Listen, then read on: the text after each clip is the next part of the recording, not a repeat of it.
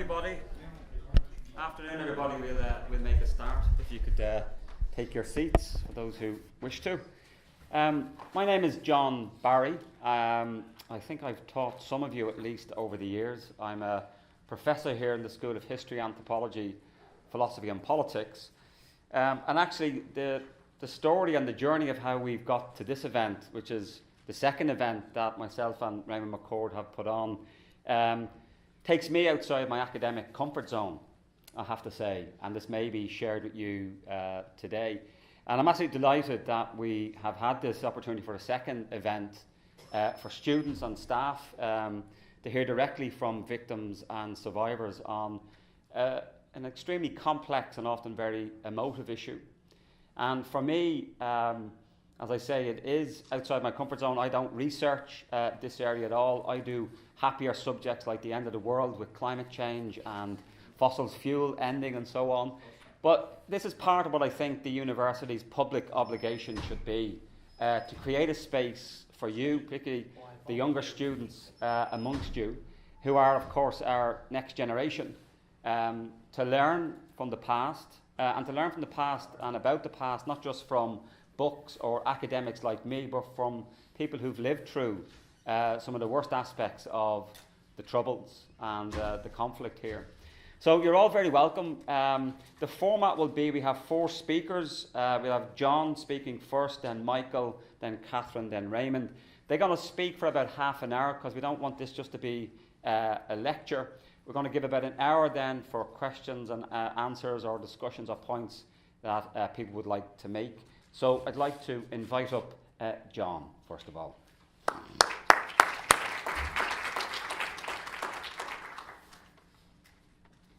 Hi, my name's John Taggart. I'm son of Danny Taggart, who was murdered on the 9th of August 1971. My father, early that morning, there would have been an interment sweep. Totally separate from that, the aftermath of that sweep was that people in the area were panicking of what's happening next. There would have been barricades put up, and people were doing their best to making sure their loved ones would have been safe. My father went round to his brother's house, which is adjacent to the Henry Taggart Memorial Hall, which was the army barracks at the time. He went round there during the day. He had asked his brother to come to safety, with been next door to the army barracks, and he'd be more safer within his sister's house. During the day, as we know now, the interment sweeps happened in niceness areas. There wouldn't have been interment of loyalists, paramilitaries, till maybe 3 years later. So there, in Springfield Park, just adjacent where my uncle had, during the day there would have been a loyalist mob. When I say loyalist, it wasn't Protestant mob, it was loyalists who were brought in lorries from other areas. This is in evidence of RUC officers who were on the ground at the time. Anything that I would say today is all evidence-based. I was only 11 years of age at the time, and this is what we have got as documents, which we have collated over the years. My father had returned later on that day. Again, there was danger from both ends of what could happen. He had went to my brother's house around about 8 o'clock, and he said, Jared, speaking to his daughter Alice, who had told him that day that she was expecting his first grandson, and he had spoke to his brother Jared. They had walked till the end of the street where the initial shots were fired, and they split up. And my father, not knowingly, he thought he would have been safe standing outside the army barracks.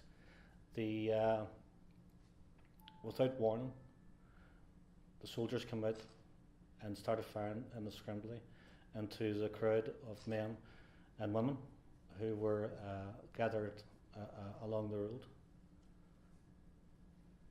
While this was happening, just maybe 150 yards from where my father had ran from, Father Hugh Munn, who lived in Springfield Park, 45 Springfield Park, had seen a local man been wounded, and he left from here till about 100 yards from his house with a white hanky. And a lot of people remember the white hanky, which would have been iconic for with Bloody Sunday and what happened on Bloody Sunday. This is 6 months before Bloody Sunday, and Father Mullen went over. He phoned the army before he went. He says he's going to administer last rites to the man who was in the field opposite his house. He had went into the field, seen a guy called Bobby Clark, who was another resident of that street, and he was on his return journey to phone an ambulance when he was shot. He was shot underneath the arm as he held the white hanky in the air, flat on his back, and he was the fatal shot where he was shot again. I know only 7 minutes, so I'm just going to rush through the rest of it. That's really just bringing you up to how these things had started. Local man Frank Quinn went to the aid of Father Mullen and Bobby Clark. He was shot in the back of the head as he lay helping Bobby Clark. My father down at the bottom of the street, opposite the barrack, where he took cover behind gate pillars. There was a bit of a lull in the shooting, and he run for cover across as if he was going to Ballymurphy, which would have been maybe 100 yards or 150 yards from where he was. He was shot in the leg initially, and he was laying out in the open in this wasteland opposite the barrack. Mrs. Connolly, Noel Phillips, who was shot almost the same time as my father in the leg. Noel Phillips was only 19 at the time, and Mrs. Connolly heard him crying out, the young fellow crying, and she went out. Our last words to the group were survivors who had told us that our last words were, "It's okay, son, I'll help you." And she just walked straight out, no matter where it was the shooting or not, just walked straight out to the motherly thing, as I would say, to help Noel Phillips. Shortly after this, here, two soldiers from the parachute regiment came into the field.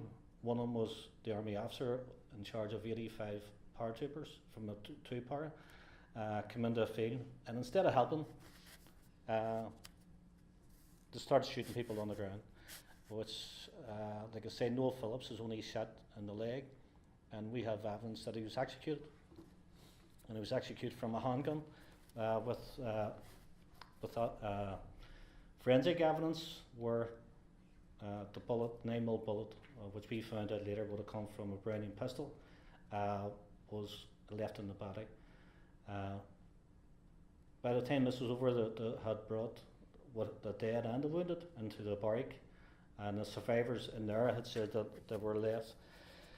The medical gauntlet of paratroopers who brutalised them, the dead and the wounded, as they says.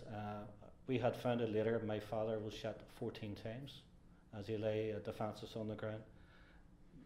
Mrs. Connolly was shot 4 times, and over the next 2 or 3 days, there would have been 11 in civilians who lost their life in Ballymurphy.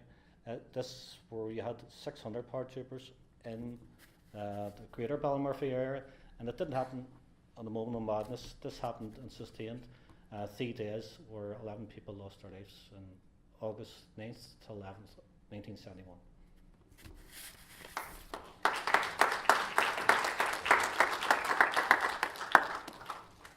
Thank you, John. I'd like to invite Michael up.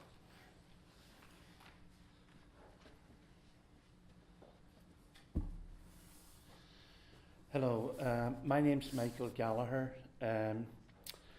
I would just like to say before I start that I'm sure many of your thoughts and prayers today will be with the families in Enniskillen who are remembering that bombing that happened 30 years ago. In my own case, what happened was, well, if I could give a bit of background, to give a bit of history, my family is from Donegal, just across the border, just about 3 or 4 miles from Derry. When I was 9, my family moved to Glasgow, and I spent my formative years there. We came back literally at the beginning of the Troubles, 3 weeks before Christmas in 1968. And at a time later, my youngest brother joined the UDR. His name was Hugh. He was at first full-time and then part-time, and then left the regiment. And 6 months after he left the regiment, he was assassinated.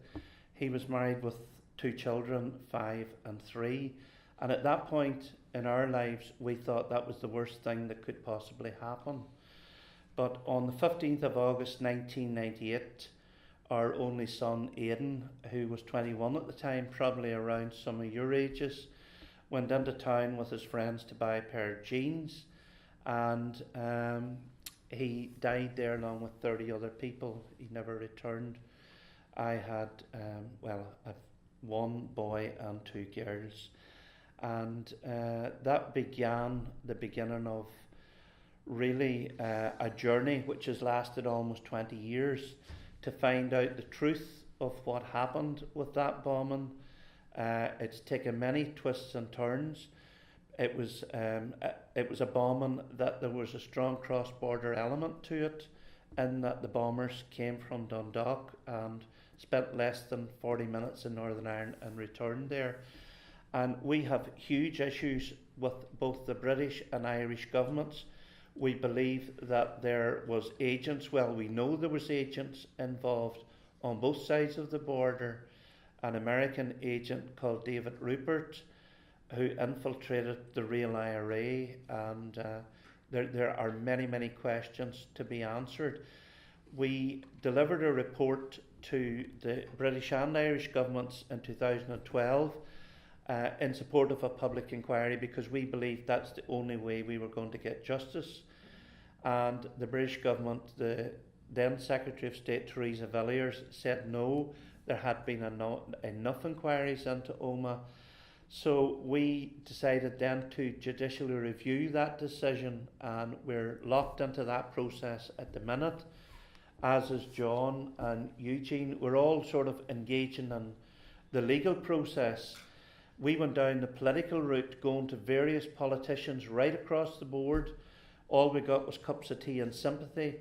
But having started the legal process, we know that there will be a start and there will be an end. We may not get the end that we want, but we are very confident. There's been a lot of issues that we have raised. We have a lot of knowledge, and in the coming months and year, you will find out a lot more about the Omagh bomb.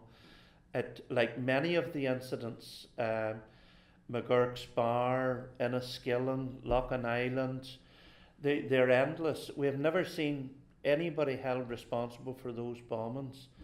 And I believe that British intelligence used the double cross system, where the people were involved in terrorist activity, whether they be Republican or Loyalist, were recruited, and the information they gave never seemed to be used to benefit the victims. We have been silent. All of us have been silent until the Good Friday Agreement. Then we had the courage to ask questions, and both governments are very shy to give us answers, and that's why we've went down the legal route. Now, unfortunately, the Irish government have never responded to that report we gave to them. I hope they do, but I can see us also taking them to court on a judicial review. It's been a long, difficult route. It's had a heavy toll on the families, but we feel that truth and justice is very important. Vindictiveness, retribution, all of these things that are outside the law, we are not interested in them. We want the law to work. We want the people who were guilty of those crimes, whether they were in uniform or whether they were in civilians. We feel it's important that they are brought before they're brought before the court with proper evidence and tried and convicted. That's the rules of civil society, and it's taken us 1,000 years to come to the stage where we're at now.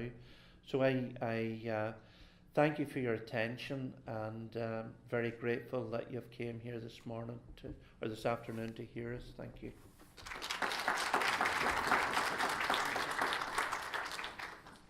Thank you, Mike. I'd like to invite Catherine up now. Thanks everybody for coming. My name's Cathy McIlvenny. I had a sister murdered in 1987, brutally murdered and raped. Her son was then killed in 2005, both by loyalist paramilitaries with connections to agents working for the state. We, in the beginning, didn't believe that there was any collusion, and we believed in justice and law and order. And we believed my father had actually served in the security forces in Northern Ireland, so we really did believe that there would be people brought to justice for it. It's took us 30 years to get where we are in Lorraine's case, and we've only got to the point where there's actually a live investigation going on, because as a family we employed our own pathologist to have a wee look at the evidence that was there in 1987. And what has come out of it is that in 1987 they did have the evidence to prosecute and charge these men with Lorraine's rape and murder. I think one of the hardest things about dealing with your loved one's death is you're not just coping with their death, you have to learn that you have to fight for justice in Northern Ireland. It's not a right that it should be to every citizen. If you've been murdered, the state really should be answering those questions. A family should not have to get up on their own and do that, because it's very hard to do, go through paperwork and files and medical things when you really don't have any idea about that, and you put your faith in your government that they will do that, and the police force of Northern Ireland. You know, and there's been a lot of talk about there was no guidelines in place before the Good Friday Agreement. As a family, we think that when a policeman joins the police force or the army or any of the state security services, they swear an oath to protect the citizens of this country. And as far as we're concerned, that's never happened. Justice is not a right in Northern Ireland. You have to go out and fight for it yourself. That's about it, just.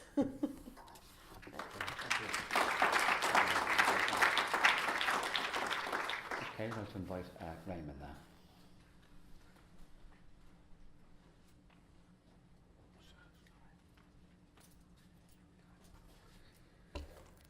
First of all, I'd like to thank everybody for coming here, particularly the students, to listen to victim stories here. Every story to me are very alike, the same. My son was murdered 20 years ago tomorrow. The main sort of interest in it, the main point of it, is collusion. My son was murdered by UVF Mount Vernon, covered up by the RUC, the PSNI, without any support from the politicians, from within my own community, within the unionist community. I was left to go to the SDLP and Sinn Féin. People come across, critics of myself within the unionist community, and particularly the unionist parties, that I was allowing myself to be used by Sinn Féin. I went to Strasbourg. Sinn Féin brought me over for 3 or 4 days and spoke to the European Parliament about young Raymond's murder. Nobody was using me. No father or mother sitting here, and any of the victims that I've met over the years, and I've met countless numbers, would allow themselves to be used. But it suited politicians to say these things because of their failures. They use it at election times, and they use it after election times to put fear into young people like themselves. I watched television programmes, watch Ike's and Nolan show, and I watch students there, and quite rightly they see themselves turned off by politics. We don't have politics here in this country, right? We have just sectarian issues by the two biggest parties. And I've found out over the years, in my son's case, no one in the two biggest parties really cares about the families of the four people sitting here, the victims, and all the rest of the families. Over the years, 20 years, the police, I've been arrested several times, and my sister's up here, you can confirm it. And I wasn't arrested for terrorism, serious crime or crime. I was arrested for defending my family against paramilitaries, something that the police should be doing. Exactly what Cathy's saying, right? You've a right to have justice and you've a right to be protected. My family hasn't been protected. There's, at this present time, there's nobody within the police investigating my son's murder. We'll go to the courts, and it's still delay after delay. And I'm sure people there turn around and say, a waste of money. It's not the victims and their families that's wasting the money. It's the PSN and the state holding documents back. The system needs to be brought out for victims, that the chief constable is held in contempt of court or preferred justice if he's not prepared to hand those documents over. The law needs to change to get justice. These things wouldn't happen in England. That wouldn't be allowed to happen, and the people in England wouldn't allow it. Scotland and Wales. The system's so corrupt that you're left sometimes, very, very simple, you're on your own and your family's on your own. And the only people that help you are victims themselves. I hope the day after this, students themselves get more involved with victims' issues and listen to the victims' stories and not listen to the academics or the politicians. This started for me in relating to Queens, coming to an event several months ago, and Professor McIlvenny organised it. On this panel, to deal with victims, there wasn't one victim. He brought two groups along. He said he'd taken advice from, not just Kieran, but the other people who was with him out of Queen's Law School, I think it was. And two groups. And the two groups were from nationalist or Republican victim support groups. So first of all, you'd no victims on the panel. And secondly, you'd no victims from the unionist community. Victims, we all want to see a balanced approach to this. When we sit there together, we're not Protestants or Catholics or unionists or nationalists. We're victims. But if we're going to do a report that goes to Stormont, have a report that everybody's represented and their views in that report. Queens have a lot to learn, and I'm glad I met the likes of John Barry here that day at the conference under Professor McIlvenny, because through that, Queens have been fantastic here in relating to setting facilities up for victims and for students to hear the story. Over the years, in young Raymond's case, his headstone was smashed 3 times.